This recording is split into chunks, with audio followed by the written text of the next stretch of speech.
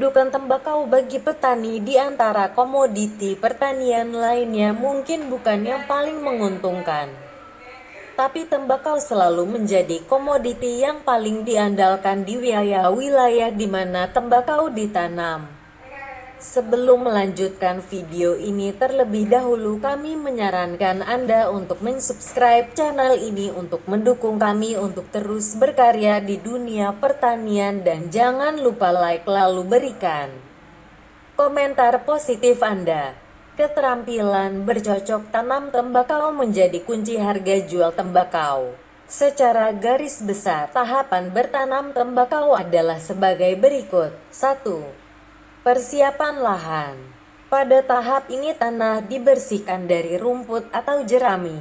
Beberapa petani melakukan penyemaian bibit sendiri, deder.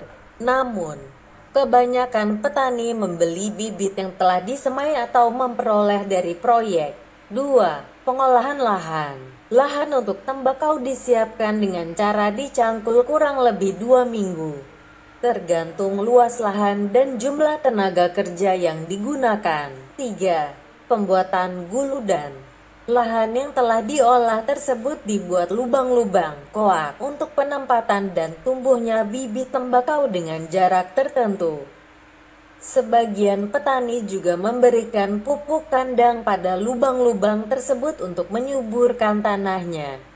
4. Pemindahan bibit. Bibit tanaman tembakau dipindahkan dari bedeng pembibitan ke lahan penanaman, tepat di atas lubang-lubang yang telah dibuat sebelumnya. Agar tanah dalam lubang gembur dan baik untuk berkembangnya akar bibit tembakau, maka terlebih dulu tanah dipukul-pukul dengan tongkat kayu, batang cangkul, gejigi, baru kemudian bibit ditanam. 5. Waktu penanaman. Waktu yang tepat untuk menanam adalah sore hari, setelah jam 14. Jarak tanam tembakau disesuaikan kesuburan tanah dan jenis tembakau. Jumlah tanaman tembakau sekitar 16.000 batang per hektar untuk jenis tembakau Virginia. Untuk jenis tembakau Jawa yang dioven jumlah tembakau yang ditanam lebih sedikit yaitu sekitar 13.000 per hektar. 6. Pemeliharaan tanaman tembakau. Kegiatan masa pemeliharaan terdiri dari penyiraman, nyiram, penyulaman terhadap tanaman yang mati atau tidak sehat, umur 10-15 hari, menyiangi gulma, bubut, menggemburkan tanah di sekitar tanaman tembakau, dangir. Dalam kegiatan pemeliharaan ini juga termasuk mengambil ulat-ulat yang mungkin ada pada daun tembakau. 7. Pemangkasan, topping. Pemeliharaan tembakau yang cukup penting lainnya adalah pemangkasan tunas baru. Tujuan topping adalah untuk mempercepat dan pemerataan tembakau tua, masak, kekuning-kuningan dan mempertebal daun. 8. Pemetikan, panen. Daun tembakau dipetik saat daun cukup tua, masak. Ciri-ciri daun tembakau yang masak adalah cukup tua dan totol-totol berwarna hijau kekuningan. Jumlah daun tembakau mencapai 18-28 lembar per pohon.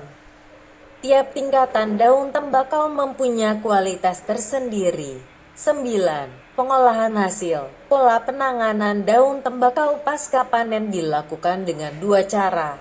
Pertama, setelah daun tembakau dipanen, maka daun tembakau disatukan dengan sebilah bambu yang ditusukkan satu persatu seperti layaknya membuat sate, congok. Penanganan seperti ini biasanya dilakukan untuk penjualan daun tembakau dalam kondisi basah.